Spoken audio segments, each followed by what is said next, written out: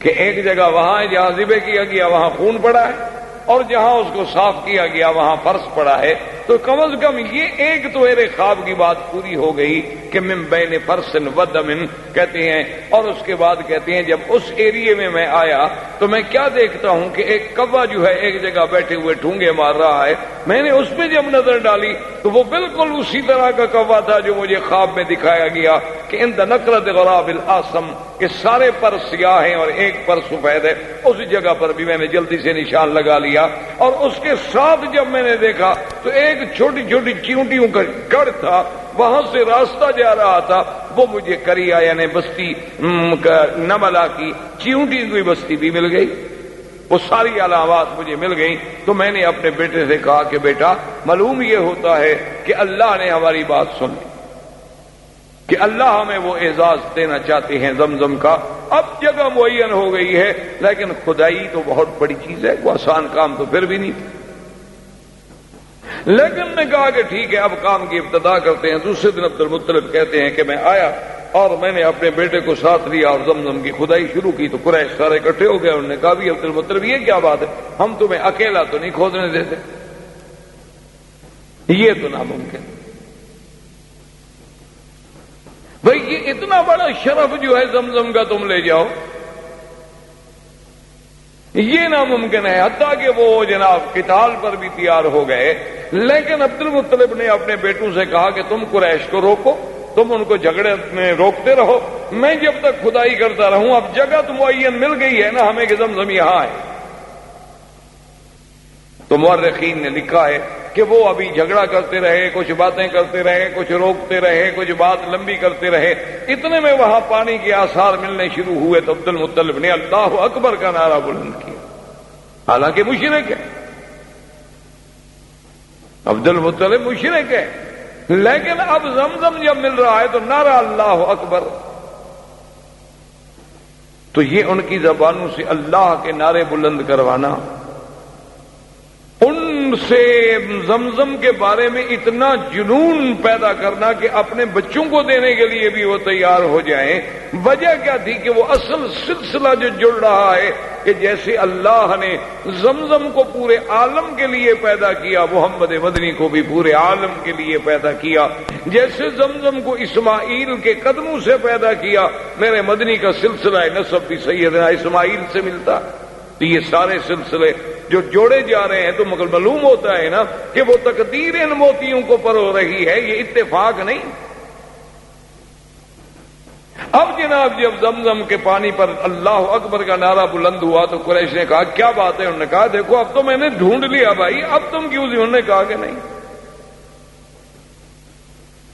یہ تو ہم شرف تمہیں نہیں دیتے، یہ تو کچھ بھی ہو، اس میں تو ہم سب شریک ہوں گے۔ انہوں نے کہا کہ نہیں ایسے تو بات نہیں ہے، چلو ایسا کرتے ہیں کہ ہم کوئی فیصلے کے لیے آدمی چن لیں، حکم چن لیں جو ہمارے درمیان میں فیصلہ کر دے۔ تو اس زمانے میں ایک عورت تھی کاہنہ۔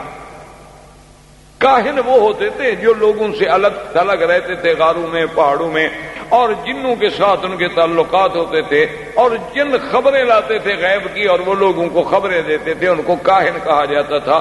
مرد بھی تھے، عورتیں بھی تھیں، ان کی بڑی بڑی ریاضت ہوتی تھی، بڑی باتیں جیسے آپ کے ملکوں میں جوگی ہوتے ہیں، اس قسم کے سنیاس لیا ہوا ہے فلاں نے اور یہ کیا ہوا ہے، وہ بھی اسی طرح کے قسم کے لوگ تھے۔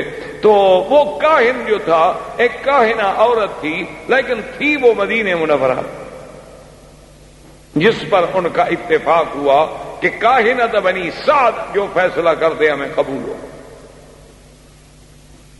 انہوں نے کہا ٹھیک ہے چلو مدینہ سے، وہاں سے جناب مدینہ پہنچے۔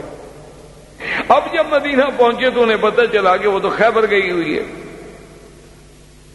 تو آپ خود اندازہ کر رہے ہیں اس زمانے میں مدینے کے سفر کے بارے میں آپ کیا سمجھتے ہیں کہ بھئی یہ 4.5 گھنٹے کار پہ لگتے تھے۔ میرے والد صاحب نے جب مدینے کا سفر کیا تو مجھے یاد ہے فرماتے تھے کہ 2 مہینے لگے تھے۔ پتہ ہے 2 مہینے کیوں لگتے تھے؟ کہ راغب اور مستورہ ان راستوں میں سیل آتی تھی، پہاڑوں سے پانی چلتے تھے، تو جب وہ سیل آ جاتی تھی راستے رک جاتے تھے، لوگ ادھر والے ادھر بیٹھے ہیں، ادھر والے ادھر بیٹھے ہیں، جب تک پانی کم نہ ہو گزرے کون؟ تو 2 2 مہینے بیٹھنا پڑتا تھا، کبھی 1 مہینہ بیٹھنا پڑتا تھا، کبھی نہیں بیٹھنا پڑتا۔ جب پانی نہ ہوتا لوگ گزر جاتے تو پھر بھی 8 دن 10 دن لگتے تھے، اونٹوں پر سفر ہوتا تھا۔ اور اس دور میں تو ہم نے بھی سفر کیا ہے جب سڑکیں اتنی اچھی نہیں تھی، کم از کم ٹرک پر یا بڑی گاڑی پر بھی 2 دن لگتے تھے مدینہ منورہ سے مکہ پہنچنے کے لیے۔ اور ان گاڑیوں کو بڑی بڑی جو ہیوی گاڑیاں ہیں، ٹرالر ہیں، بڑے بڑے ٹرک ہیں، ان کو آدمی پسند کرتا تھا کہ سامان سے لوڈ ہوں اور ہم سامان پہ بیٹھ جائیں تاکہ دھکے کم لگیں۔ یہ تو آج اللہ کی نعمتیں ہیں جس کا ہمیں شکر نہیں۔ تو بہرحال وہ رابق جب خیبر گئے، خیبر میں جا کے ڈھونڈا۔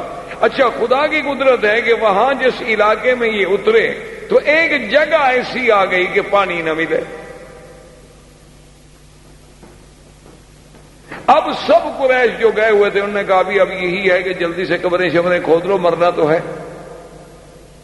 تو جہاں جناب عبد المطلب نے اپنا اونٹ بٹھایا تھا، جب اس اونٹ کو کھڑا کیا تو وہاں پانی نکل آیا۔ تو سب کو پانی مل گیا، کچا کنواں بنا لیا، پانی نکال دیا۔ جا کے کاہنہ کو بتایا، اس نے کہا اتنی بڑی نشانی کے بعد فیصلہ کرانے کیا ہے، ہو بھی اس کا حق ہے۔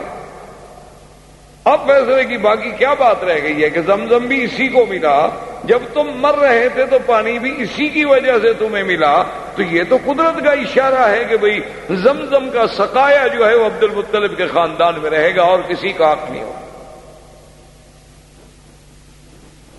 یہ ایسے تو نہیں ہوتا، یہ ساری چیزیں ایسے تو نہیں کہ جی ہاں بس اتفاق تھا، اس کو اتفاق کہہ کر تو نہیں ٹالا جا سکتا۔ یہ سارا جو ایک نظم چل رہا ہے۔ اچھا، اس کے بعد آپ دیکھیں کہ عبد المطلب نے ایک منت مانی تھی کہ اگر مجھے اللہ نے 10 بچے دیے تو میں ایک بچہ جو ہے نا وہ ذبح کروں گا۔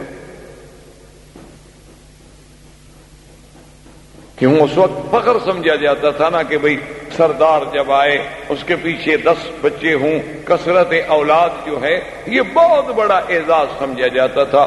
آج کل تو خیر تھوڑے بچے اعزاز سمجھا جاتا ہے، کہتے ہیں کہ بھئی بچے 2 ہی اچھے، باقی ہوں تو لوگوں کو دے دو۔ انا للہ و انا الیہ راجعون۔ بہرحال یہ تو بہر صورت ان سے پوچھے نا کہ جن نے پہلے منصوبہ بندی بھی عمل کر لیا، بچے 2 تھے وہ بھی مر گئے، وہ اب کیا کریں؟ اللہ کے نظام کو جب چھیڑو گے تو ذلت کے سوا کچھ نہیں ملے۔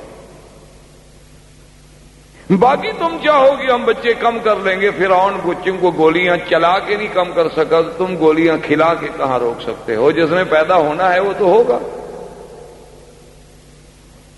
فرعون نے بھی 70,000 بنو اسرائیل کو ذبح کیا لیکن موسیٰ پیدا ہو، تو اس نے گولیاں مار کے بندے نہیں ختم کر سکا، تم گولیاں کھلا کے کیا بند کر سکو گے؟ بہرحال یہ عرب میں باعث فخر ہوتا تھا کہ اولاد ہو۔ آگے جا رہا ہے باپ، 10 بچے جناب جوان پیچھے آ رہے ہیں تو فخر والی بات۔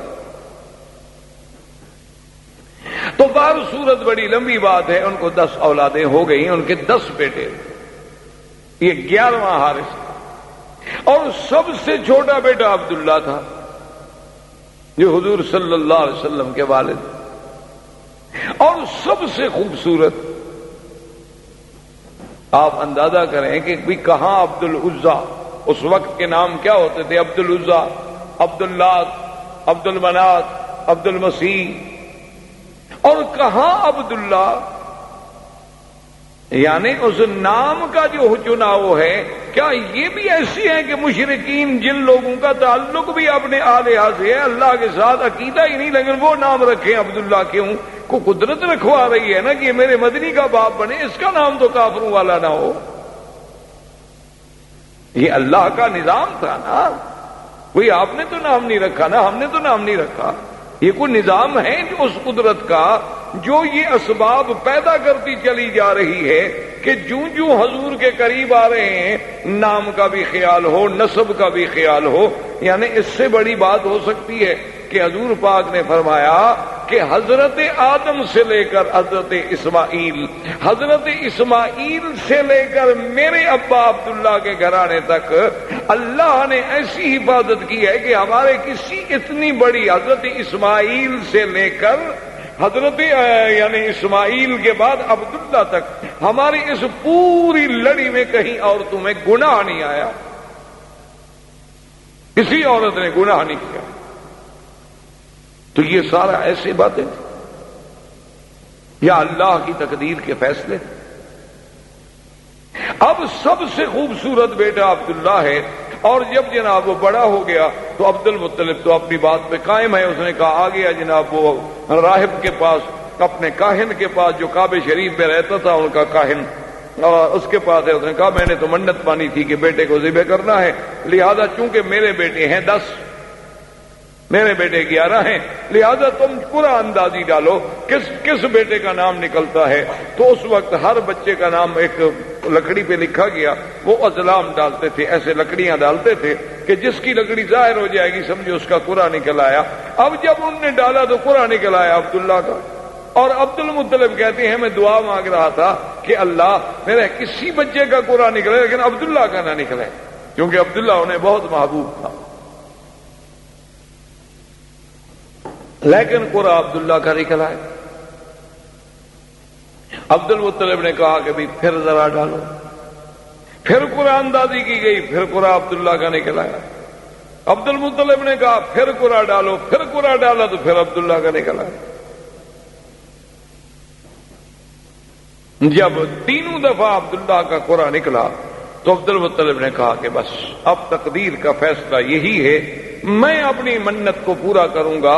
عبداللہ کو لے کر اصاف ان کا بت تھا، ایک کو صفا پہ رکھا ہوا تھا، ایک کو مروہ پہ رکھا ہوا تھا، اصاف اور نائلہ، کہ اس کے قدموں میں جا کے اپنے بیٹے کو ذبح کروں گا۔ وہ لے کے چلا، قریش کو پتہ چلا تو قریش کے سارے بڑے بڑے اکٹھے ہو گئے، انہوں نے کہا عبد المطلب یہ تم کیا کر، تم اپنے بیٹے کو ذبح کر رہے ہو؟ اس نے کہا میں تو مجبور ہوں، میں تو منت مانی ہے۔ اس نے کہا چاہے منت مانو، یہ کیا منت ہوئی کہ آدمی بیٹے کو ذبح کر دے؟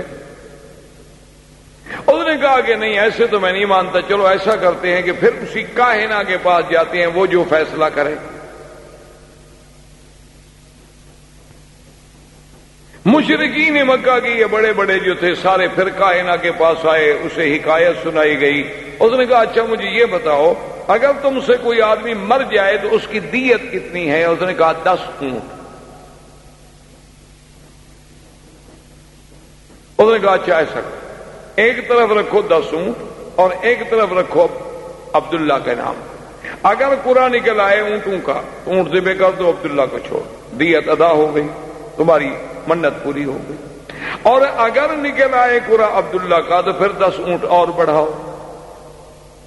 تو عبد المطلب واپس آ گئے، پھر کعبے کے آگے اس کاہن سے کہا، اب اس نے جناب پھر قرآن اندازی کی، ایک طرف 10 اونٹ ہیں، ایک طرف عبداللہ، پھر عبداللہ کا قرآن نکل آیا، پھر 20 ہو گئے، پھر عبداللہ کا قرآن نکل آیا، بڑھتے بڑھتے 100 اونٹ پر پہنچے تو اب جا کے اونٹوں کا قرآن نکلا۔ اسی لیے حضور نے فرمایا انا ابن الذبیحین، کہ میں 2 ذبیحوں کا بیٹا ہوں، کہ میرا ابا اسماعیل بھی ذبیح اللہ اور میرا حقیقی باپ جو ہے عبداللہ وہ بھی ذبیح۔ اور خدا کی شان ہے اللہ نے اسماعیل کو بھی ذبح ہونے سے بچا لیا، عبداللہ کو بھی ذبح ہونے سے بچا لیا، اور مقام ذبیح جو ہے وہ بھی مل گیا۔ تو یہ سارا نظم جو ہے یہ ایسا نہیں کہ خود بخود ہوتا چلا جائے، معلوم ہوتا ہے کہ سرکار دو عالم صلی اللہ علیہ وسلم کا مقام ہی ایسا بلند تھا کہ یہ سارے انتظام قدرت کی طرف سے ہوتے چلے آئے۔ اسی طرح عبداللہ کہتے ہیں کہ میں ایک دن مکہ مکرمہ سے باہر گیا ہوا تھا، راستے میں ایک بہت بڑا قبیلہ تھا عرب کا، اس قبیلے سے جب میرا گزر ہوا تو وہاں کچھ عورتیں کھڑی تھی پانی بھرنے کے لیے۔ پہلے زمانے میں تو عورتیں اسی طرح کنویں پہ جا کے پانی لاتی تھی۔ ان میں جو سب سے خوبصورت ترین لڑکی تھی، میں اپنی پیاس بجھانے کے لیے پانی کے لیے رکا تو اس نے میری طرف دیکھا بڑے غور سے، اور اس کے بعد وہ مجھے کہنے لگی کہ تمہارا نام کیا ہے؟ میں نے کہا عبداللہ۔ اس نے کہا اچھا وہ عبد المطلب کے بیٹے تم ہو؟ میں نے کہا ہاں۔ تو اس نے کہا اچھا ایسا کرنا کہ تم اپنے باپ کو کل ہمارے گھر بھیجنا.